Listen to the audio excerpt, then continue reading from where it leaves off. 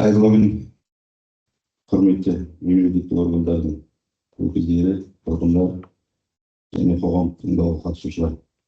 Бүгінгі тыңдауға қатысқандарыңыз үшін алғыс білдіруге рұқсат етіңіздер. 2026-2030 жылдарға арналған қалдықтарды қайта өңдеу және орналастыру жөніндегі кешенді полигон бойынша қоршаған ортаға әсер етуге экологиялық рұқсат алу мақсатында Бестала жауапкершілігі шектеулі серіктестігінің жобасының авторлығы. Менің есімім Орал Абайболат, Шахтар ауылдық округі әкімінің орынбасары. Қоғамдық тыңдауларды өткізу қағидаларына сәйкес бүгінгі қоғамдық тыңдаудың қатысушы сайлау қажет. Қатысуға қандай ұсыныстар бар? Араларыңыздан қатысуға болады, немесе Светлана Бақытжанқызын қатысшы деп сайласақ, қарсылық бола ма? Қарсы болса дауыс берейік.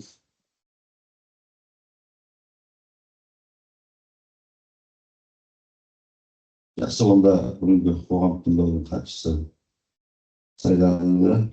Енді қоғамдық тыңдаудың регламентіне сәйкес баяндамашыға 30 минут, баяндаманы талқылауға 15 минут қарастырсақ 7 минут боламын. Қарсылық жоқ па? Онда баяндамашыға осы жоба бойынша баяндауға рұқсат етіңіз.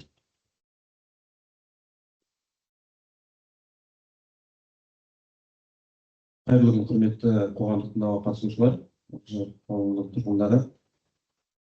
2026-2030 жылдарға арналған қалдықтарды өңдеу және орналастыру кешенді полигоны үшін қоршаған ортаны қорғау бөлімі рұқсат етілген шығарындылар, рұқсат етілген төгінділер, қалдықтарды басқару бағдарламасы, өндірістік экологиялық бақылау, қоршаған ортаны қорғау іс-шаралар жоспарында жобалар бойынша нысанның жалпы біздің нысанымыздың орналасқан жері жоспарланып отырған қызмет жауапкершілігі шектеулі серіктестік Бестала компаниясына тиесілі қолданыстағы кешенді қалдықтарды өңдеу және орналастыру полигонының аумағында жүзеге асырылады. Нысан Атырау облысы Мақат ауданы аумағында Атырау-Доссор автожолының 38-ші тақырыбында Қарабатан станциясы маңында орналасқан.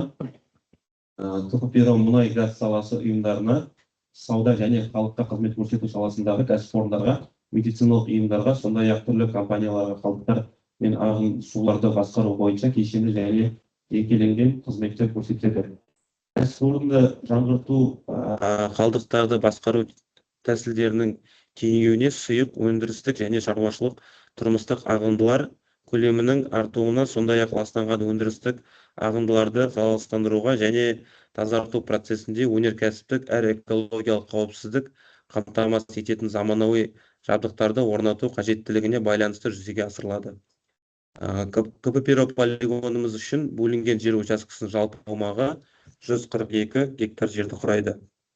Келесі тақтада көрсетілген біздің полигонымыздың нысанның орналасқан жерін көрсеңіздер болады. Және қоршаған ортаны қорғау бөлімінің мақсаты жоспарланып шешімдеріне сәйкес полигон кешені аумағында жаңадан жобаланатын объектілерді орналастыру және бұрын жобаланған аймақтық мақсаттық тағайындалуының өзгерту көзделеді.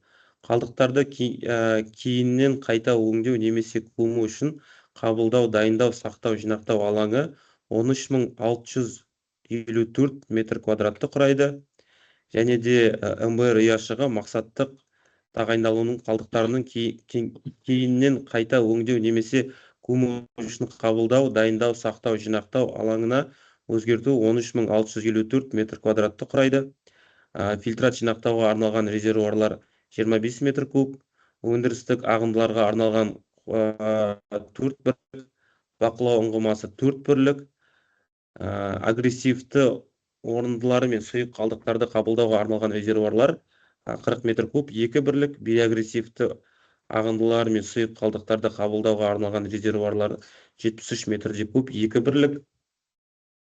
Және агрессивті және биоагрессивті сұйық қалдықтар мен ағынды суларды жинақтау және қайта өңдеу арналған резервуарлық парк барлығы 36 бірлік, оның ішінде агрессивті ағындылар мен сұйық қалдықтар үшін 73 метр куб көлемінде 11 бірлік және 40 метр куб көлемінде 18 бірлік. Бейагрессивті ағындылар мен сұйық қалдықтар үшін 73 метр куб көлемінде 7 бірлік. Қалқасы бар компрессорлық станция, буферлік сыйымдылық 45 метр куб, 60 метр куб көлемінде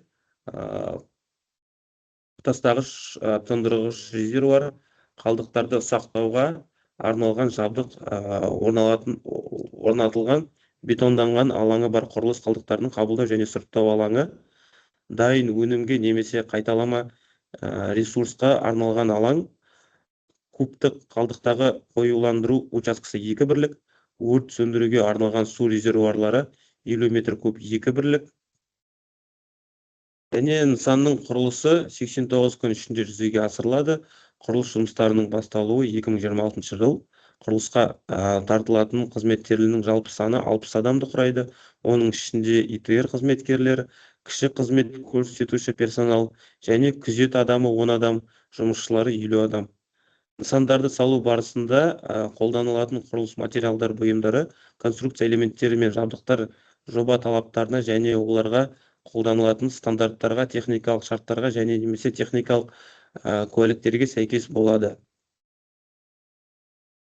Атмосфералық ауаға әсері санитарлық қорғау аймағы мөлшері бұрын белгіленген және 1000 метрді құрайды. Алдын ала есептеулер жобалық шешімдерге іске асыру атмосфералық ауа сапасына әсері атмосфералық ауа сапасының нормативтік критерияларына шегінді болатын көрсетеді. Санитарлық қорғау аймағы мөлшері түзету талап етілмейді.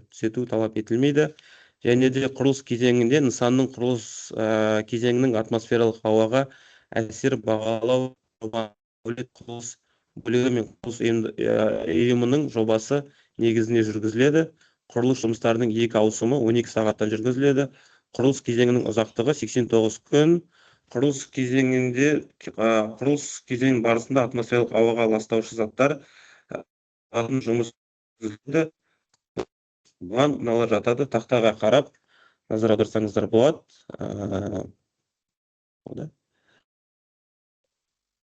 Келесі тақтада көрсетілген эксплуатация кезеңінде жобаланған нысанның пайдалану 2026 жылы басталуы жоспарланып отыр. Жаңа айтып өткенде жұмыс режимі 12 сағаттан. Полигон нысанның эксплуатация жыл бойы, тәулік бойы 24 сағат жүргізіледі.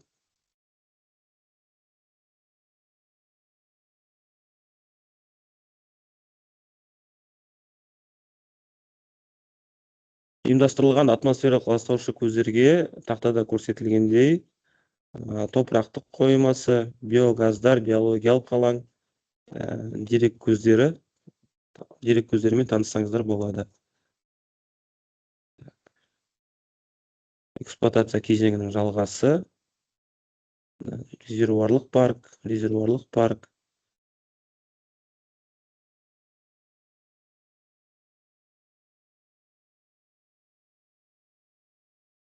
Тағы да эксплуатация кезеңінің жалғасы, мұнай құм тұндырғыш, ағынды шламды шлам алаңында залалсыздандыру тақтада көрсетілген.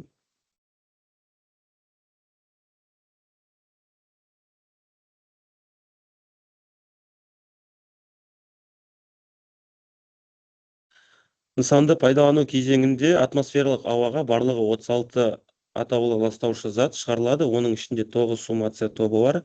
2026-2030 жылдар аралығында стационарлық көздерге шығарындылар көлемі төмендегідей құрайды.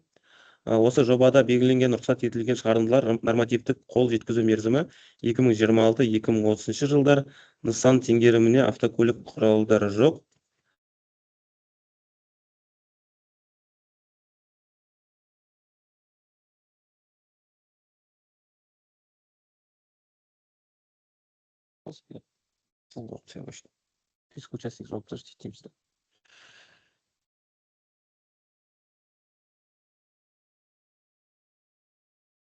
Атмосфералық ауаны қорғау және қызмет көрсетуші персоналды қалыпты жұмыс жағдайында қамтамасыз ету мақсатында ластаушы заттардың шығарындыларын азайту бойынша шаралар қабылдау қажет. Шығарынды азайту бойынша іс-шараларды орындау кезінде мына ұсыныстар берілген. Кешенді атмосфералық ауа жағдайын визуалды және аспаптық бақылау, өндірістік технологиялық регламентіне дәл сақтау бақылау, қондырғыларды форсирленген режимде жұмысын азайту, технологиялық жабдықтардың жұмысын біркелкі тарату, ұшқыш шаң шығаратын қалдықтарды тасымалданған машиналардың кузовын тенттермен жабу, және де тағы басқа шығарындыларды азайтуға жұмыстар жүргізіледі. Кешенді қалдықтарын өңдеу және орналастыру полигонның санитарлық қорғау аймағының мөлшері 1000 метр, нысан бірінші қауіптілік кластыққа жатады. Қазақстан Республикасының экологиялық кодексіне сәйкес қызметтері бірінші категорияға жатады. Санитарлық қорғау аймағының мөлшері жобада берілген шашырау есептеулеріне расталған. Құрылыс кезеңі нысанның су балансы, құрылыс кезеңінде су тұтыну көлемі, ғимараттар мен құрылғылардың ішкі су құбыры мен канализация нормаларына сәйкес анықталған су тұтыну және ағынды сулар балансы құрылыс кезеңінде су тұтыну жалпы 0,606 мың метр кубті, кезең оның ішінде тұрмыстық шұғыл қажеттіліктерге 0,214 мың метр куб, өндірістік қажеттіліктеріне 0,392 мың метр куб, ағынды сулар жалпы 0,506 мың метр куб, тұрмыстық ағынды сулар 0,214 мың метр куб, өндірістік ағынды сулар 0,294 мың метр куб. Құрылыс және эксплуатация кезеңінде ағынды сулар табиғи беткі су объектілеріне тасымалдайды, сондықтан нормативті белгіленбейді. Полигон алаңында қазіргі таңда жұмыс істеп тұрған су тазарту қондырғылары бар. Сонымен қатар қосымша су тазарту қондырғысына дейін суды алдын ала дайындайтын қондырғы орнату жоспарлануда УОС 020 деген атауымен. Эксплуатация кезеңінде нысанның су балансы, эксплуатация кезеңінде су тұтыну көлемі, су тұтыну ағынды сулар балансы эксплуатация кезеңінде 338 645 мың метр куб, өндірістік қажеттіліктерге 331 460 мың метр куб, тұрмыстық шұғыл қажеттіліктерге 0,531 мың метр куб, оның ішінде 0,349 мың метр куб жыл қатты жабындарды суару үшін тазартылатын ағынды суларға қайта пайдалану. Нысан операторының өндірістік қызмет барысында тазартылатын тұрмыстық және өндірістік ағынды сулар жинақтау алаңында төгіледі. Полигонымыздың ағынды сулар шығарылатын және олардың категориясы тақтада көрсетілгендей. Қазақстан Республикасы су кодексінің бірінші бабының 21-2 тармағына сәйкес полигондағы ағынды сулар қабылдағыштар жинақтау алаңы көлдер жасанды су объектілерін жатады. Бұл жинақтаушылар балық шаруашылығы арналған су айдындарына кірмейді және мәдениет тұрмыстық су пайдалану мақсатында қолданылмайды. Ағынды суларды қабылдағыш су айдындары жинақтау алаңында туралы мәліметтер: өндірістік ағынды суларды тазартылған суды жинайтын көл аумағы 1,17 гектарды құрайды. Тұрмыстық шұғыл ағынды суларды тазарту суды жинайтын көл аумағы 1,51 гектар жерді құрайды. Орнатылған қондырғылардың шыққан тазартылған су мәдени тұрмыстық мақсаттағы шығарындылардың нормативтеріне сәйкес келеді. Өндірістік ағынды суларды тазарту арналған блок модульдік кешенінің жұмысқа тиімділігі ингредиенттарын тақтадан көрсеңіздер болады, тақтада көрсетілген. Тұрмыстық шаруашылық ағынды суларды толық биологиялық тазартуға арналған блок модульдік станциялардың жұмысының тиімділігі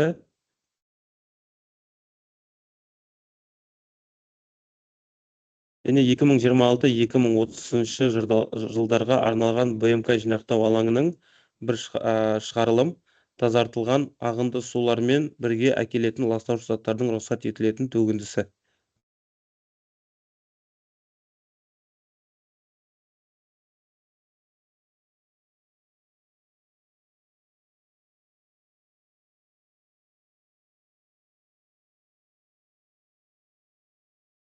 жылға арналған қалдықтарды өңдеу және орналастыру кешенінің полигонындағы КППИРО Өздала жауапкершілігі шектеулі серіктес модернизация нысандарын салу кезеңінде қалдықтарды жинау лимиттері тақтада көрсетілген.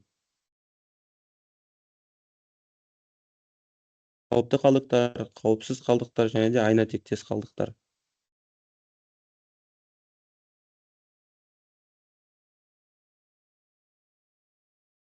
Эксплуатация кезеңі сонымен қатар полигон нысан үшін 2026-2030 жылдарға арналған қалдықтарды басқару бағдарламасы әзірленеді. Бұл бағдарламасында кәсіпорынның өз қызметі барысында және сыртқы ұйымдарында қайта өңдеу қабылданған қалдықтар туралы мәліметтер, сондай-ақ өндірістік қызмет барысында пайда болатын қалдықтарды басқарудың сандық және сапалық көрсеткіштерін көрсетіледі. Полигонның қалдықтар түзілу жоспарланып отыр. Оның ішінде өз қалдықтарды және сыртқы ұйымдардан алынған қалдықтар қауіпті 73 түрі бар, қауіпсіз 45 түрі бар, қауіпті айна қалдықтары 13 түрі, қауіпсіз айна қалдықтары 15 түрі. Барлығы 1.017.894 тоннаны құрайды. Оның ішінде сыртқы ұйымдарға берілетін қалдықтар 108.852.64 тонна және өзінде қайта өңделетін және жерге орналастырылатын қалдықтар 855.221.5 тонна. Сонымен қатар КППИРО нысаны үшін 2026-2030 жылдарға арналған табиғатты қорғау іс-шараларын жоспарлау әзірленген. Қазақстан Республикасының 09.08.2021 жылғы номер 319 бұйрығына сәйкес 2026-2030 жылдарға арналған бағдарламасына өзгертілген 2021 жылғы 14 шілдедегі номер 205 ережелерге сәйкес.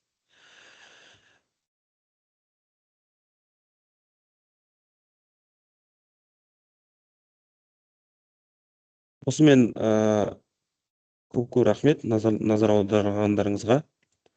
Біздің проекті бойынша осы жоба бойынша сұрақтарыңыз болса. Құрметті қатысушылар, баяндамашыға сұрақтарыңыз болса.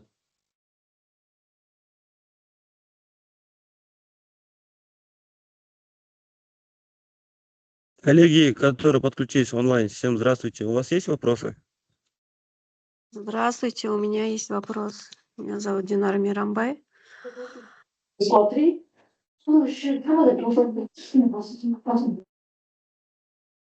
Меня слышно? Да, слышно. Говорите, пожалуйста. Представьтесь еще раз. Динара Мирамбай. Предусмотрена ли проект документации выполнения мероприятий по озеленению территории полигона? У нас имеется план природоохранных мероприятий, мы его разработали на 5 лет. Санитарно-защитные зоны мы предусмотрели озеленение, несмотря на то, что у нас есть заключение о том, что почва непригодна, сильно засоленая. Данное заключение мы получали в научном институте в Алматы, возили свои пробы, отбирали. Но, тем не менее, все равно из года в год мы предусматриваем в плане озеленения санитарно-защитной зоны своего полигона. Бюджетом предусмотрено. Спасибо. Еще вопросы?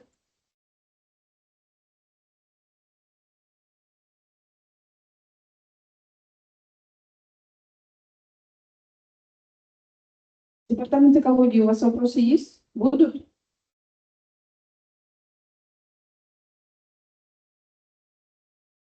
ПР Галфар, у вас вопросы будут? Слышите нас, да?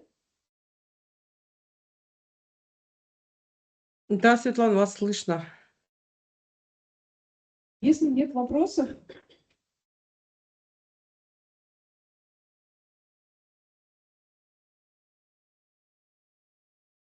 Құрметті қоғамдық тыңдауға қатысушылар, басқа сұрақтар болмаса, онда қоғамдық тыңдауымызды жабық деп жариялаймыз. Қатысқандарыңыз үшін Өтті ме? Өткен жоқсын айтасыз ба? Қоғамдық тыңдау өтті деп есептейміз. қоғамдық тыңдауды енді өтті деп есептейміз ғой. Сау болыңыздар. Дауысқа салайық, қатысушылар.